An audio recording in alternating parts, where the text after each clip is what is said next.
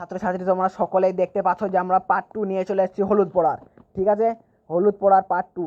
প্রথম পার্ট দেখো ইউটিউব চ্যানেলে গিয়ে আমার ভিডিও সামনে তোমরা পেয়ে যাবে প্রথম পার্ট হলুদ পোড়ার। ঠিক আছে, আমরা নেক্সট পার্ট নিয়ে তোমাদের সামনে চলে এসেছি। আগে পড়েছিলাম, এখনও পড়াবো। ঠিক আছে, নেই দাওয়াটি। ঠিক আছে, নেই দাওয়াটি। হ্যাঁ, নেই দাওয়াটি যেন স্টেজ।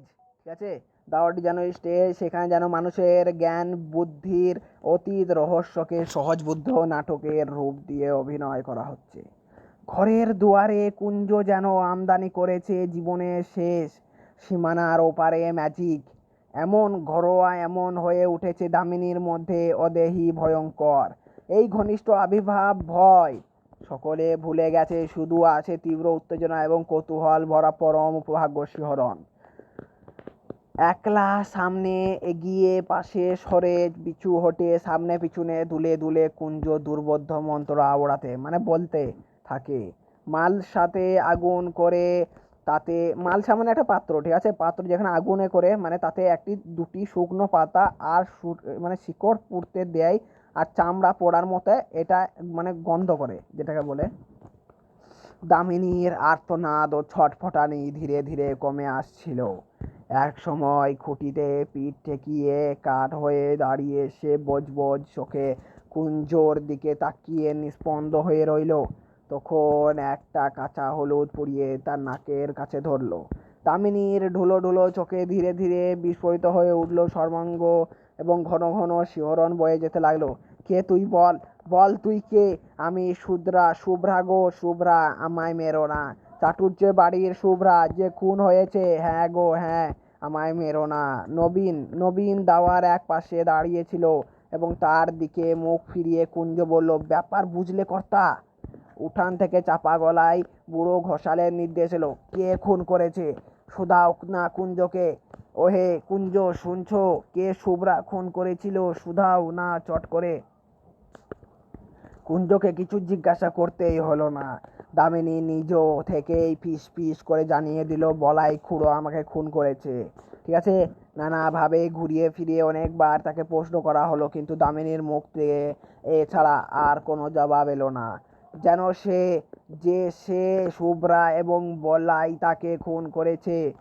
আর তারপর এক সময় তার মুখ বন্ধ হয়ে গেল। নাকি হলুদ পোড়া ধরে তাকে কথা বলানো গেল না।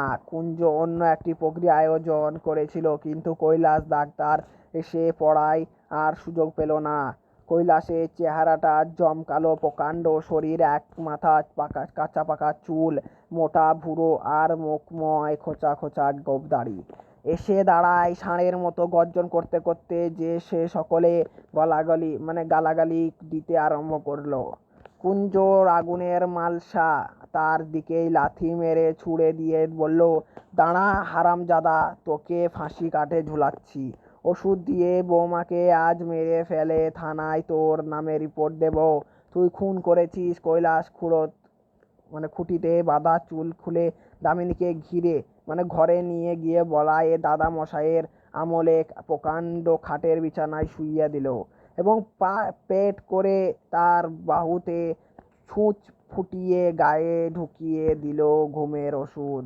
দামিনী কাতরাতে ভাবে বলল, আমায় মেরো না গো, মেরো না, আমি শুভ্রা চাটুর্যে বাড়ির শুভ্রা। কয়েক মিনিটের মধ্যে সে ঘুমিয়ে পড়ল।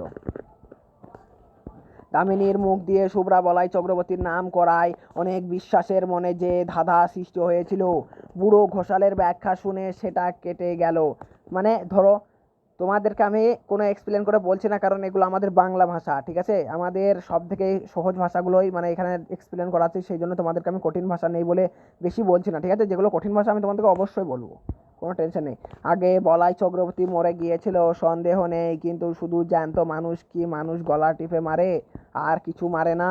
শ্মশান মশানে দিনক্ষণ প্রভৃতি যোগাযোগ ঘটলে পথ ভোলা পথিকের ঘাড় তবে মাঝে মাঝে মটকে দেয় কিসে? ব্যাখ্যা দেওয়া উচিত ছিল কুঞ্জগুণের। বড় ঘোষাল আগেই সকলকে শুনিয়ে দেওয়াতে জোর গলায় তাকে সমর্থন করে নিজের মর্যাদা বাঁচানো ছাড়া তার উপায় রইল না। তবে কথাটা সে ঘুরিয়ে দিল একটু অন্যভাবে, যার ফলে অবিশ্বাসের মনে পর্যন্ত খটকা বাঁধা সম্ভব হয়ে উঠল।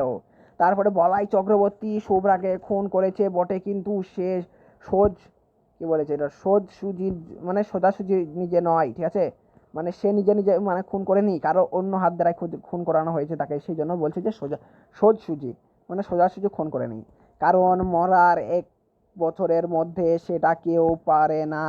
ওই সময়ের মধ্যে শ্রাদ্ধ শান্তি না হলে তবে এই সোজাসুজি মানুষের ক্ষতি করার ক্ষমতা জন্মায় বলাই চক্রবর্তী একজনকে ভর করে তার মধ্যস্থ শুভ্রাকে খুন করেছে তার রক্ত মাংসের হাত দিয়ে। না, যাকে সে ভর করেছিল তার কিছু মনে নেই, মনে কি থাকে?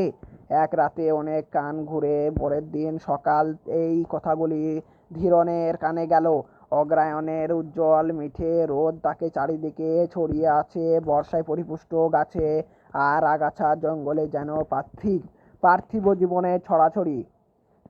বাড়ির পিছনে ডোবাটি কুচুরিপানায় আচ্ছন্ন, গাঢ় সবুজ অসংখ্য রসালো পাতা এবং বর্ণাতীত কমল রঙের অপরূপ ফুল। তাল গাছের গুড়ির ঘাটটি কার্তিক মাসে প্রায় জলে ডুবেছিল, এখন জল কমে অর্ধেকের বেশি ভেসে উঠেছে। টুকরো বসিয়ে ধাপগুলি এবার ধীরেন বিশ্বাস করে যে শুভ্রার জন্য বানিয়ে দিয়েছিল। 7 মাসের গর্ভ নিয়ে ঘাটের উঠতে নামতে সে যে পা পিছলে আছাড় না খায়। পাড়ার মানুষ বাড়ি হয়ে গাঁয়ের গুজব শুনে গেল আবেষ্টেনীর প্রভাব উদ্ভট। তারপর তোমাদের কথাগুলির সঙ্গে সঙ্গে ধীরেনের মন থেকে বাতিল হয়ে গেল। ক্ষুব্ধ হবার অবসর সে পেল না। ডোবার কোন দিন থেকে কিভাবে কি সেদিন সন্ধ্যায় ঘাটে এসেছিল, এই পুরনো ভাবনা সে ভাবছিল অনেকক্ষণ থেকে। তাই সে ভাবতে লাগলো, একমাত্র এই ভাবনা তাকে অন্যমনস্ক করে দেয়। তারপর তোমাদের ক্ষোভ ও বিষাদে তার এত প্রাচুর্য, এখন যে মাঝে মাঝে কিছুক্ষণের জন্য অন্যমনস্ক হতে না পারলেও তার অসহ্য কষ্ট হয়। অন্য কোনো বিষয়ে তার মন বসে না। ভাতের থালা সামনেই ধীরে ধীরে শান্তি বলল, আমার কিন্তু মনে হয় তাই হবে। নইলে কটমট করে তাকিয়ে ধীরক ধমক দিয়ে বলল, চুপ, যা খুশি মনে হোক, তোমরা আমায় কিছু বলবে না, খবরদার। স্কুল যাওয়ার পথে যাদের সঙ্গে দেখা হলে মুখে তারা কিছু বলল না, কিন্তু তাদের তাকানোর ভঙ্গি যেন আরো স্পষ্ট জিজ্ঞাসা হয়ে উঠল, কথাটা তুমি কি ভাবে শুনে নিয়েছো? পুরুত ঠাকুর তাকে অনেকক্ষণ দাঁড় করিয়ে রেখে দোষমোচনের জন্য দরকারি ক্রিয়াকর্মের বিষয় আলোচনা করলো, উপদেশ দিলেন। বিশেষ করে বলে দিলেন যে স্কুল থেকে ফিরবার সময় বাড়ি থেকে সে যেন তার নিজের ওই বাড়ি সকলের ধারণের জন্য মাদুলি নিয়ে যায়। স্কুল পা দেওয়ার পর থেকে ধীরেনের মনে হতে লাগলো সে যেন বাইরে কোনো বিশিষ্ট অভ্যাগত স্কুলের পরিদর্শন করতে এসেছিল, আর তার 7 বছরের অভ্রান্ত অস্তিত্বকে আজ থেকে মুহূর্তের জন্য কেউ ভুলতে পারছে না।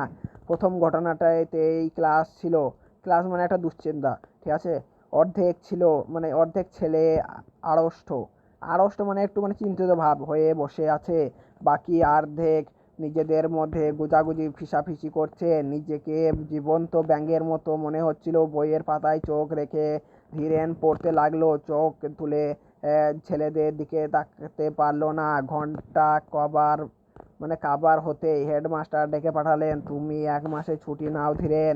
1 মাসের ছুটি?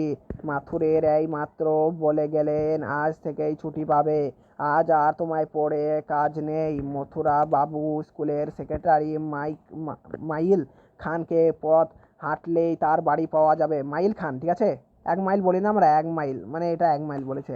চলতে চলতে মাঝপথে ধীরেনের মাথাটা কেমন ঘুরে উঠল।